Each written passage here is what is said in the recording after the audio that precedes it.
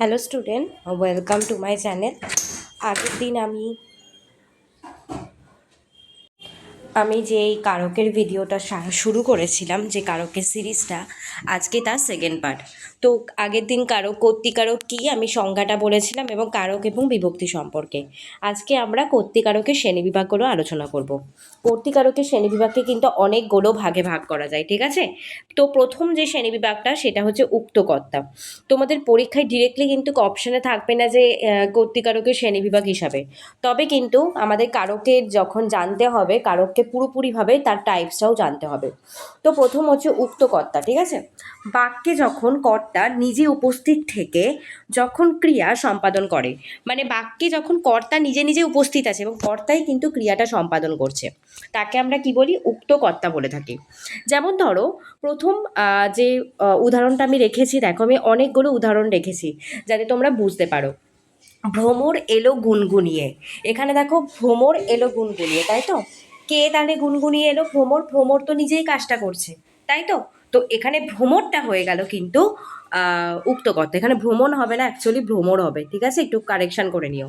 পরেরটা দেখো কি আছে, অদিতি ফুল পাড়ছে। এখানে কে ফুল কাটছে? অদিতি হচ্ছে কর্তা, কর্তা তো নিজেই কাজটা করছে, তাই না? তো এই অদিতিটা হয়ে যাচ্ছে আমাদের কর্তৃকারক হয়ে যাচ্ছে বা উক্তকর্তা হয়ে যাচ্ছে, ঠিক আছে?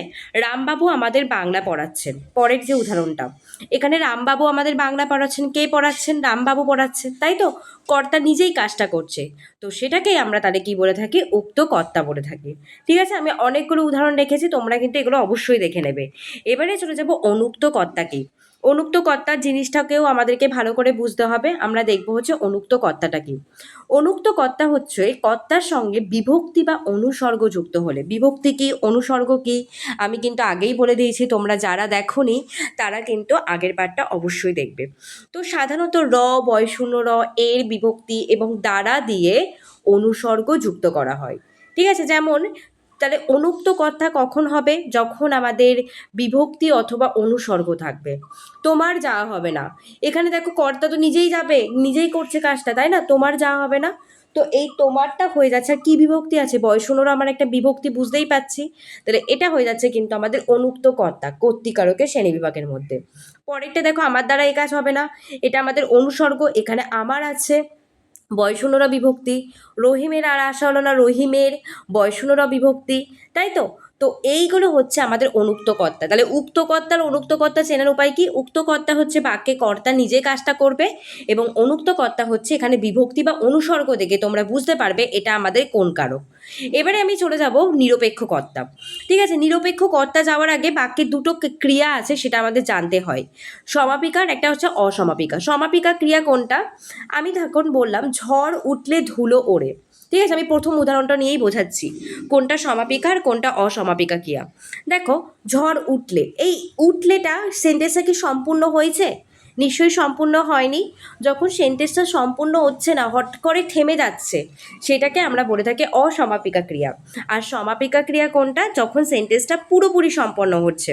ঝড় উঠলে ধুলো ওড়ে, এই ওড়েটা সম্পূর্ণ হয়ে গেছে, তো এই ওড়েটা হয়ে যাচ্ছে আমাদের কি? নিরপেক্ষ কর্তা, এই আমাদের সমাপিকা ক্রিয়া, তাই তো? আমাদের বাক্যে তাহলে অসম্পূর্ণ ক্রিয়াটা হচ্ছে অসমাপিকা, আর সম্পূর্ণ ক্রিয়াটা হচ্ছে সমাপিকা ক্রিয়া। কিন্তু এখন আমি যেটা বলবো সেটা হচ্ছে নিরপেক্ষ কর্তা কি। বাক্যে যখন সমাপিকা এবং অসমাপিকা ক্রিয়া আছে, তখন অসমাপিকা ক্রিয়ার কর্তাকেই কিন্তু নিরপেক্ষ কর্তা বলে। তাহলে অসমাপিকা ক্রিয়ার কর্তা কোনটা? এখানে ঝড় উঠলে ধুলো ওড়ে, এখানে উঠলেটা আমাদের অসমাপিকা ক্রিয়া, তাহলে উঠলের কর্তাকে ঝড়, তাহলে এই ঝড়টা হয়ে যাচ্ছে নিরপেক্ষ কর্তা। পরের উদাহরণটা দেখো, বৃষ্টি হলে রাস্তায় জল জমে, এই জল জমেটা তো আমাদের সমাপিকা ক্রিয়া, কিন্তু হলে, এই হলেটা কি? সে সেন্টেন্সটা কি কমপ্লিট হচ্ছে? নিশ্চয়ই হচ্ছে না।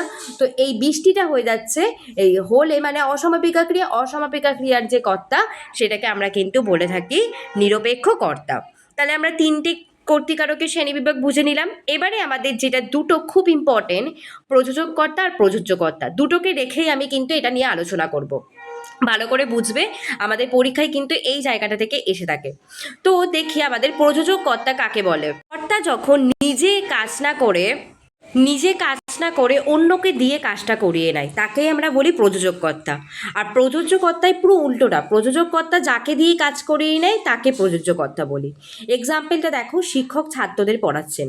এখানে শিক্ষক কি, কর্তা যখন নিজে কাজ না করে, শিক্ষক কি নিজে পড়ছে না, শিক্ষক কী করছে, ছাত্রদেরকে পড়াচ্ছে, তাই না? তো এই শিক্ষকটা হয়ে গেল আমাদের প্রযোজককর্তা, মানে কর্তা যখন নিজে কাজ করছে না, অন্যকে দিয়ে কাজটা করিয়ে নিচ্ছে। মা ছেলেকে খাওয়াচ্ছেন, মা তো কাজটা করেই নিচ্ছে ছেলেকে দিয়ে, তাই না?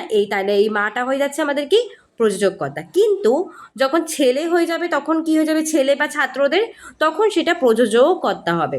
যেমন দেখো, উদাহরণ দেখো, শিক্ষক ছাত্রকে পড়াচ্ছেন, এখানে শিক্ষক তো আমাদের তাহলে কি, শিক্ষক হচ্ছে আমাদের প্রযোজককর্তা, আর ছাত্র তো নিজে কাজটা করছে, তো সেটা হয়ে যাচ্ছে আমাদের প্রযোজ্যকর্তা। ঠিক আছে, এবারে আমরা চলে যাব সমধাতুজ কর্তা।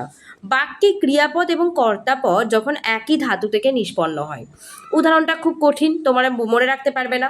এক্সাম্পল দেখো, খেলোয়াড় খেলে। বাক্যে ধাতু কোনটা, এখানে একটাই ধাতু আছে, খেলা ধাতু। সেই খেলা ধাতুটাকেই আমরা কিন্তু দুভাবে ইউজ করেছি। খেলা দিয়ে আমরা খেলোয়াড় বানিয়েছি এবং খেলা দিয়ে খেলে বানিয়েছে, ক্রিয়া বানিয়েছি। তো একই ধাতু থেকে উৎপন্ন হয়েছে, সেটাকেই আমরা বলবো সমধাতুজ কর্তা। লেখক লেখেন, এখানে আমাদের সেম একই ধাতুটা কোনটা, লেখা, তাই তো? লেখাটা হচ্ছে আমাদের একই ধাতু, তো তার জন্য আমাদের এইটাকে আমরা বলবো হচ্ছে লেখক লেখেনটা হচ্ছে আমাদের সমধাতুজ কর্তা। এবারে আমরা চলে যাব পরের যে কর্তাটা আছে, ঊর্ধ্বকর্তা। অনেক সময় বাক্যে উত্তম পুরুষ এবং মধ্যম পুরুষের কর্তা ঊর্ধ্ব থাকে। হ্যাঁ, এখানে কিন্তু অনেক, দেখো আমি উদাহরণটা দেখো, সেদিনের কথা ভুলতে পারছি না, এখানে আমিটা কিন্তু নেই, আমিটা উজ্জ্ব আছে, তাই না? তো সেই বাক্যের কর্তাকে আমরা উজ্জ্বকর্তা বলি। মন দিয়ে পড়াশোনা করো, এটা আমরা যখন কাউকে বলি, আমরা কিন্তু তুমিটা বলি না, তাকে ডিরেক্ট, তাকে তার দিকে নির্দেশ করে আমরা বলি মন দিয়ে পড়াশোনা করো, ঠিক আছে? তুমিটা উজ্জ্ব, তাহলে যেই বাক্যে আমি তুমি এগুলো উজ্জ্ব, সেটাকে আমরা বলে থাকবো কি, ঊর্ধ্বকর্তা। এবারে চলে যাবো ব্যতিয়ার কর্তা। কি, একই ক্রিয়ার একাধিক কর্তা, মানে তোমাদের বাক্যের মধ্যে একটা কাজ করা বোঝাবে আর অনেকগুলো কর্তা থাকবে। মায়ে ঝিয়ে তর্ক চলছে, এখানে ক্রিয়া কোনটা, একটাই চলছে, মায়ে ঝিয়ে, মায়ে এবং ঝিয়ে মানে চাকরানীরা, ঠিক আছে? রাজায় রাজায় যুদ্ধ চলছে, চলাটা কর্তা কিন্তু, ক্রিয়া কিন্তু একটা, কিন্তু রাজা কি অনেকজন আছে, দুটো কর্তা আছে, একাধিক কর্তা আছে, তো সেটা হয়ে যাচ্ছে আমাদের বেতিয়ার কর্তা। তাহলে বোঝা গেল বেতিয়ার কর্তা কি, একটা ক্রিয়ার যখন, একই ক্রিয়ার যখন একাধিক কর্তা থাকবে সেটাকে আমরা বেতিয়ার কর্তা বলি। এবারে দেখো, বাক্যাংশ কর্তা কি, কোনো বাক্যাংশ ক্রিয়া সম্পাদন করলে তাকে বাক্যাংশ কর্তা বলে। যেমন তোমার বলা গল্পটা খুব সুন্দর, এখানে সেন্টেন্সটা কোনো বাক্যাংশ একটা ক্রিয়া সম্পাদন করছে, তোমার বলা গল্পটা, এটা একটা পুরো বাক্য, তাই না? খুব সুন্দর, এইটা হচ্ছে আমাদের বাক্যাংশ কর্তা। আমার লেখা গল্পটা এই পত্রিকায় ছাপা হয়েছে, আমার লেখা কি, গল্পটা, তো এইটা হচ্ছে আমাদের বাক্যাংশ কর্তা। আর একটা উদাহরণ দেখো, তোমার আঁকা ছবিটা খুব সুন্দর, এটা হচ্ছে ক্রিয়া সম্পাদন করছে পুরো বাক্যটা, তখন সেটাকে আমরা বলে থাকি বাক্যাংশ কর্তা। ঠিক আছে, এখানে আমাদের আর তিনটে কর্তা আছে, আমরা সেটা দেখে রাখবো। উপবাক্যীয় কর্তা কোনটা, উপবাক্যীয় কর্তা হচ্ছে বাক্যের অন্তর্গত খণ্ড বাক্য বা উপবাক্য যখন কর্তা রূপে ব্যবহার করা হয়। ঠিক আছে, মানে তুমি এমন কাজ করবে ভাবতে পারিনি, এখানে বাক্যের বেশিরভাগ অংশটাই কর্তা হিসেবে কাজ করছে, তো সেটাকেই আমরা বলে থাকি উপবাক্যীয় কর্তা। ঠিক আছে, এবারে দেখো আমাদের পরের যে কর্তাটা খুব ইম্পর্টেন্ট, সাধনকর্তা। কোনো একটা উপকরণ বা ইনস্ট্রুমেন্ট যখন কর্তা রূপে ব্যবহার হয় তখন সেটাকে বলবো সাধনকর্তা। পুজো এলেই ঢাক বেজে ওঠে, এই ঢাকটা একটা কি, ইনস্ট্রুমেন্ট নয় বা উপকরণ, তাই তো? তো এই ঢাকটা হয়ে যাচ্ছে আমাদের সাধনকর্তার মধ্যে পড়ছে।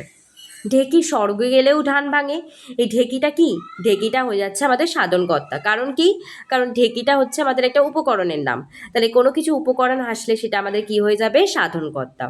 এবারে বহু ক্রিয়ার এক কর্তা, আমরা একটু আগে দেখেছিলাম একটা ক্রিয়ার অনেকগুলো কর্তা, যেটা বেতিয়ার, এখানে বহু ক্রিয়া থাকবে কিন্তু কর্তা একটা। যেমন ছেলেটি খেললো ফিরলো খেলো, দেখো কর্তা কি, একটা আছে, এবং খেললো ফিরলো খেলো, এখানে ক্রিয়া হচ্ছে অনেকগুলো আছে। এই নদী বাছাই মারে, ঠিক আছে, এই হচ্ছে আমাদের একটা কর্তা, কিন্তু নদী, এই নদীটা একটা কর্তা, বাঁচাই মারে, সবই দুটো দুটো কর্তা, তাই তো? তাহলে আমরা দেখে নিলাম কি বহু ক্রিয়ার এক কর্তা। একটা শর্ট আমি একটা রিভিশন করিয়ে নিই তাহলে। আমরা কর্তৃকারকের কী কী শ্রেণী বিভাগ দেখলাম? উক্ত কর্তা দেখলাম, যেখানে কর্তা নিজেই কাজ করে থাকে। অনুক্ত কর্তা কি? যখন আমরা বিভক্তিগুলো যুক্ত থাকে, তাই তো? আর নিরপেক্ষ কর্তা কি? অসমাপিকা ক্রিয়ার যে কর্তা, সেটাকে আমরা কি বলে থাকি? নিরপেক্ষ কর্তা। আর কি দেখলাম? প্রযোজক কর্তা, কর্তা নিজে কাজ না করে অন্যকে দিয়ে করিয়ে নিচ্ছে, আর যে করছে তাকে আমরা বলি প্রযোজ্য। সমধাতুজ একই ধাতু থেকে উৎপন্ন হচ্ছে। আর কি? উজ্জ্বকর্তা, যেখানে আমি, তুমি, উত্তম পুরুষ, মধ্যম পুরুষ এগুলো উজ্জ্ব থাকে। আর বেতিয়ার কর্তা কি? একই ক্রিয়ার যখন একাধিক কর্তা থাকবে সেটাকে আমরা বলি বেতিয়ার। বাক্যাংশ কর্তা পুরো বাক্যাংশটাই আমাদের ক্রিয়া সম্পাদন করছে। আর উপবাক্য মানে কি? বাক্যের অন্তর্গত যে উপবাক্যটা আছে সেটাকে আমরা যখন কর্তারূপে ব্যবহার করি। আর সাধনকর্তা কোনো কিছু উপকরণ যখন কর্তারূপে ব্যবহৃত হয়। আর বহু ক্রিয়ার এক কর্তা। তাহলে আজকে আমরা দেখে নিলাম কি কর্তৃকারকের শ্রেণীবিভাগটা। এক ভিডিওতে তো অতগুলো পুরো টাইপসগুলো আমরা কমপ্লিট করতে পারবো না, তো আমি আবার পরের পার্টটায় কিন্তু কর্মকারকটা নিয়ে আলোচনা করব।